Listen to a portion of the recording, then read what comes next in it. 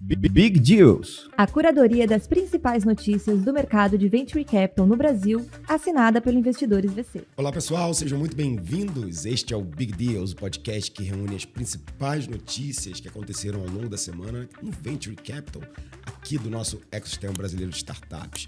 Meu nome é Amuri Pinho, eu sou fundador do Investidores VC e sou co-host desse episódio aqui, que juntos, do meu time, que está sempre aqui, travando as batalhas para trazer as melhores notícias para você. E você sabe que eles estão toda semana, e você já decorou o nome deles, mas eu não me canso de falar.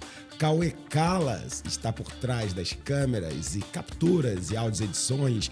E Irata, o nosso pirata, que está sempre por trás das redes sociais, fazendo os cortes e mídias e provocações e usando AI cada vez mais, né, Aninha? Impressionante esse mundo de AI. E ela, Ana Flávia, nossa head de comunicação e curadora desse podcast. Bom dia, Aninha. Bom dia, Muri, é isso. Bom dia aos nossos ouvintes. É isso mesmo, com AI, mas não para fazer a curadoria aqui das nossas notícias, porque a gente caça aqui as melhores e seleciona para trazer para vocês toda sexta-feira. Fica com a gente até o final desse episódio para não perder. Agora são 9 horas e 30 minutos. Repita. 9 horas e 30. Big Deals está no ar.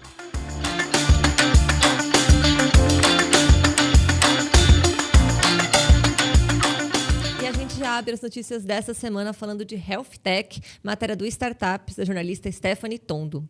My12 capta 2 milhões de reais para unir Creator Economy e Wellness. A startup My12, fundada por Gustavo Marion e José Venson, levantou uma rodada pré-seed de 2 milhões de reais, liderada pelo VGT USA. Outros participantes incluem nomes estratégicos que atuarão como conselheiros da startup. Com um modelo de negócio focado na união de economia dos criadores de conteúdo com o setor de bem-estar, a empresa foca em 3 frentes: influenciadores, profissionais de saúde e marcas. A plataforma pretende alocar o capital para expandir sua presença no Brasil e antes de participar de mercados internacionais, como Estados Unidos e América Latina. Ela já conta com mais de 100 mil downloads. E a monetização é feita através de um percentual sobre a receita gerada nas comunidades criadas pelos influenciadores. E a empresa também oferece um serviço SaaS para profissionais monitorarem seus clientes e permitirem que marcas realizem missões vinculadas à comunidade. É um approach completamente diferente para esse mundo de wellness, né? A gente sempre vê muita coisa relacionada à medicina e realmente os medicamentos e tal, mas eles foram para um approach meio que pegando um certo comportamento que já existia, comunidades, e aí colocou os influencers que são hoje até mais relevantes na tomada de decisão do que próprios médicos, muitas vezes, né? E colocou eles dentro de um universo onde existe saúde, existe controle, existe proteção. Então, ao invés de deixar esse influenciador simplesmente trazendo fórmulas mágicas ou métodos de emagrecimento, eles falaram, não, peraí, vamos unir os médicos, vamos colocar todo mundo numa plataforma, vamos deixar isso bonitinho, os influenciadores, usando do jeito certo, conseguem influenciar bons costumes, bons comportamentos. Isso tudo em comunidade faz muito sentido. E lembrando, né, que recentemente a gente anunciou também a Rebels do Rony fazendo esse movimento para ir para wellness, né? Vale lembrar que, segundo a Grandview Research, o mercado global de bem-estar estima-se ter um alcance de 7 trilhões de dólares até 2030, Ninha. Bata matéria para a gente abrir aqui a nossa curadoria do Big Deals e seguimos de matéria de Health Tech também. Olha, essa semana o bicho tá pegando aqui. O pessoal tá querendo saúde. Eu não malhei nenhum dia essa semana ainda. Matéria da PEGN, da jornalista Rebeca Silva. Clínica Expert de gestão para profissionais de saúde capta 5 milhões de reais em primeira rodada institucional. A Clínica Expert, especializada em soluções SaaS para a gestão de clínicas, garantiu um aporte significativo de 5 milhões de reais do fundo Criatec 4. Esse investimento permitirá à startup escalar suas operações e atingir um faturamento ambicioso de 14 milhões até o final do ano, 14 milhões de reais, tá? O modelo de negócio da empresa abrange uma ampla gama de serviços de prestadores autônomos e clínicas multidisciplinares a preços acessíveis, com planos que variam entre R$ 99 e R$ 239 e funcionalidades como transcrição por IA e CRM integrado. A solução atraiu mais de 5.500 clientes. O capital vai ser dedicado a melhorar o produto com novas funcionalidades e ampliar o time comercial e integrar soluções financeiras aos seus sistemas, Aninha. A gente vê mais uma vez em mais uma matéria de fintech essa semana e mais um olhar de essa tendência muito que veio pós-pandemia, que a gente viu, que é essa digitalização do setor de saúde, né? Era muito comum, tudo no papel, tudo na receita, tudo no digital ali jogado em planilhas, mas aí quando a gente vê num ambiente que não está mais ali o físico, né, o presencial, como que isso acontece. Então, legal eles olharem aí CRM, vendas, que é coisa que é muito comum para outros negócios, mas realmente a da saúde não está tão integrado e comunicado. Então, forte tendência deles olharem para isso. E a aposta também de trazer o mercado internacional, olhando os desafios, né? A gente fala muito da saúde no Brasil, tem suas ineficiências, tem suas questões, mas quando a gente compara, né, com mercados como a área dos Estados Unidos, onde os gastos, onde a relação é completamente diferente do que é aqui, eles têm espaço para olhar a economia, olhar trabalhar um pouco mais com esse segmento, aproveitando o mercado brasileiro. E já que estamos falando em health tech, em saúde, a gente continua nesse tema aqui no Vive Deus essa pede semana. música. Já pode pedir música no Fantástico, nossa trio de matérias de saúde. E agora a gente vai falar sobre matéria do Startups, do jornalista Leandro Miguel de Souza. O Aira reforça sua tese em saúde e entra em rodada da OMI. A OMI Saúde, uma health tech B2B focada em seguros para medicamentos, recebeu um investimento por meio da Vivo, né, no seu CVC Awaira.Embora o valor exato do investimento não tenha sido revelado, ele faz parte de um total de $1 milhão. Isso eleva a soma aí captada pela startup para cerca de R$25 milhões em apenas 2 anos. O modelo de negócio deles consiste na oferta a empresas que pagam mensalidade por funcionário, proporcionando um saldo por aquisição de medicamentos via o app da OMI. E agora, com recente aporte, a empresa planeja expandir sua base para chegar até 70 mil vidas até o final desse ano. Com o valor captado, eles vão usar para expansão de produto, aumento de força técnica e no crescimento da base de clientes. A análise estratégica, inclusive, inclui sinergias com a Vale Saúde, que é outra aquisição do CVC ali da Awaira da Vivo. É interessante a gente ver que só health tech, ou seja, a gente está falando de startups de saúde, não do segmento de wellness, etc. Hoje, tá? Isso é hoje. É um mercado, segundo a estatística, de $233 bilhões. Muito então, dinheiro. a gente tem visto esse crescimento de health techs muito alavancado nesse pós-pandemia, onde as pessoas começaram a olhar para dentro de casa, começaram a tentar ver o que elas podiam melhorar ali. Teve um pós-pandemia que muita gente ficou com a cabeça meio mexida, e essas soluções de bem-estar, de qualidade de vida, é impressionante como eu, pelo menos, tenho sentido isso.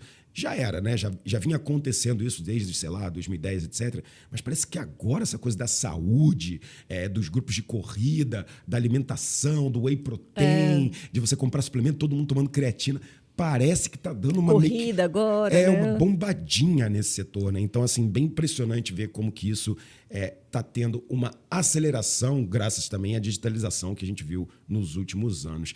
3 matérias de health tech aqui. Fazia tempo que eu não via 3 matérias de health tech, Aninha. E nós seguimos de matéria de logística agora.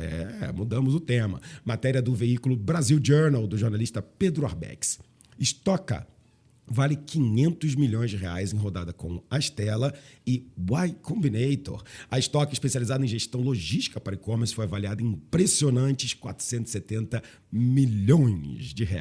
Numa rodada liderada pela Astela Investimento e Y Combinator. Mesmo seu valor exato da captação que não foi revelado, o fundador Caio Almeida destacou que a avaliação dobrou de setembro do ano passado. A empresa planeja utilizar os recursos para aprofundar sua presença no B2B, desenvolver uma ferramenta de inteligência de frete personalizado por CEP e investir com agentes de inteligência artificial. O modelo de negócio da Stock gira em torno de desenvolvimento de um sistema de gestão integrado. Tem siglas aqui, tá? WMS, OMS, TMS. Eu não tenho a mínima ideia do que seja isso. Mas eles otimizam a eficiência logística para os seus mais de 100 clientes. Em termos financeiros, a companhia movimentou acima de 2 bilhões no último ano. Está aí justificado esse valuation dela, né, gente? Não é pouca coisa, não. Os planos pós-investimento incluem expansão no setor B2B e melhorias nas ferramentas tecnológicas existentes. Muito interessante saber desse valor aqui. Eu não conhecia essa estoca. É impressionante como tem algumas coisas que a gente descobre quando a gente vê um valor assustador desse, né? Mas parabéns aqui ao fundador e parabéns principalmente ao pessoal da Astela, que está junto ao Y Combinator nesse deal, né, Aninha? Exato, só grandes nomes aí na rodada. E quando a gente vai acompanhar um pouquinho sobre a trajetória dos founders, a gente vê total sinergia, como a gente fala, né? A startup Stock foi fundada em 2020 e nessa da experiência do Caio, que antes havia trabalhado na expansão do Uber Eats aqui no Brasil, e o Rodrigo Cava, que é o sócio, também trabalhou no Uber Eats e depois no Rappi. Então, obviamente, esse setor de logística e olhar para essas fasagens, eles tiveram ali uns sitezinhos de grandes do mercado, né? Então, trouxeram essa expertise para a Stock, que você falou já tem mais de 100 clientes. Eu estava vendo aqui, tem New Balance, Fila, Suplay, Super Coffee. Então, Caramba. eles têm grandes clientes ali olhando. E agora eles vão entrar para o movimento que todas as startups estão fazendo, que é investir em agentes de AI, usar a AI para tomar decisões, eficiência na operação, ampliar o que eles já vêm fazendo, expertise, que é uma tendência aí total de mercado. E é engraçado, outro dia eu estava conversando aqui com um time de portfólio, a gente falando, cara, alguns negócios que a gente investiu 2, 3 anos atrás, se aparecessem agora, talvez a gente não investiria, porque a gente ia falar, peraí, a AI já vai fazer isso. E algumas dessas startups, você falou, né, ela foi fundada em 2020. Algumas dessas startups ela só tem 2 opções. Ou você insere AI e se adapta a esse novo mundo, ou alguém vai lançar um negócio de AI muito mais eficiente que você. E eles fazendo essa mudança, né, trazendo esses agentes, é justamente para aproveitar o legado de uma empresa criada em 2020, mas trazer a eficiência operacional que a AI está trazendo hoje em dia. Exatamente. E agora a gente vai falar aí de um M&A essa semana, a matéria do Startups, do Leandro Miguel de Souza. Salesforce compra informática para se firmar como player de AI. Olha só, mais uma vez, falamos de AI, não tem como, né? Um big deal sem falar de inteligência artificial nesse ano de 2025. A Salesforce anunciou a compra da informática por $8 bilhões, reforçando a sua posição no cenário de inteligência artificial. A compra visa integrar as capacidades avançadas de gestão de dados da informática na plataforma, né, o Agentforce da Salesforce, com foco aí em soluções confiáveis para AI.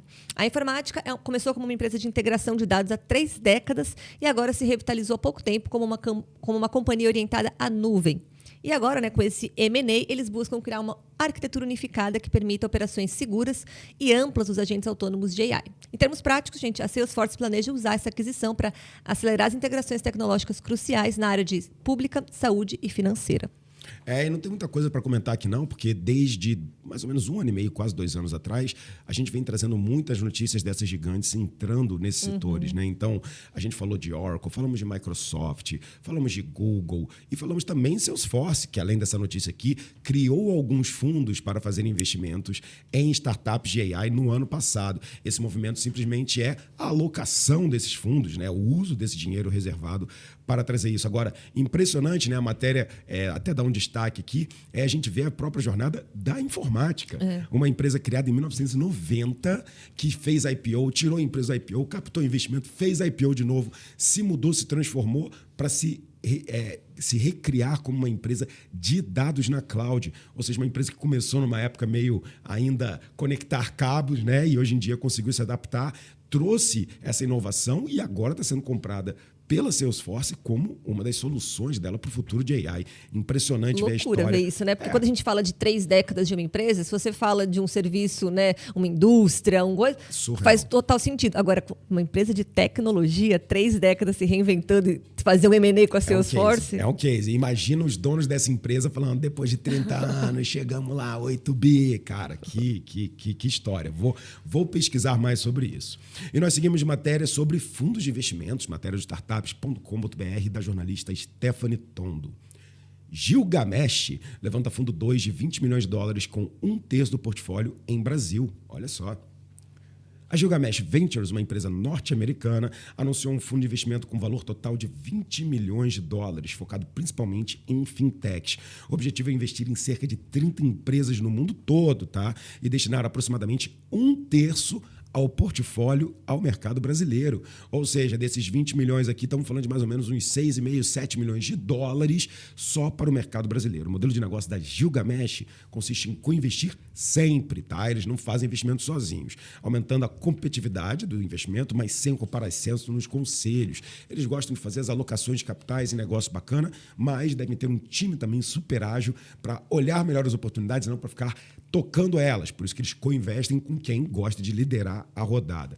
Os cheques agora variam de $400 mil a $600 mil e buscam maior participação nas startups. Com sua vasta experiência e presença já estabelecida no Brasil, através de investimentos anteriores, a estratégia pós-investimento parece concentrar-se no fortalecimento do ecossistema fintech, com foco nos eficiências dos FDICs e preparação para IPOs. Ou seja, um fundo, né, de Gilgamesh Ventures fazendo investimentos de mais ou menos $7 milhões em startups de fintechs no Brasil. É loucura. A gente tem falado disso, né? Quem acompanha o movimento, 2, 3 semanas, parece até que não é ao vivo, tá? Não é gravação, né? Não é cortes de podcast. Toda semana a gente repete o mercado internacional olhando para o mercado brasileiro, principalmente de fintech. A gente já falou aqui de outras startups de fora do Brasil que captaram investimento e no discurso deles de captação parte do recurso vai ser para criar uma sede, para fazer escritório no Brasil, para eu olhar para os clientes do Brasil. Então, estamos tendo esse movimento, inclusive o próprio fundador aqui, eles têm sede em Nova York e ele fala, Nova York é a cidade mais importante do mundo para fintechs, mas existem outras cidades muito importantes. Somos grandes fãs de São Paulo, cidade do México, além de Dubai, e tentamos ter uma visão global. E eles destacam aqui principalmente o mercado de fintech no Brasil com destaque para o Pix e com o Nubank tendo parâmetros aí globais em B2C. Então, o país tem se tornado uma das principais referências ali da gestora pensando no mercado. E se a gente lembrar do nosso câmbio de dólar, né, deve fazer muito sentido para eles aproveitarem todo esse nosso mercado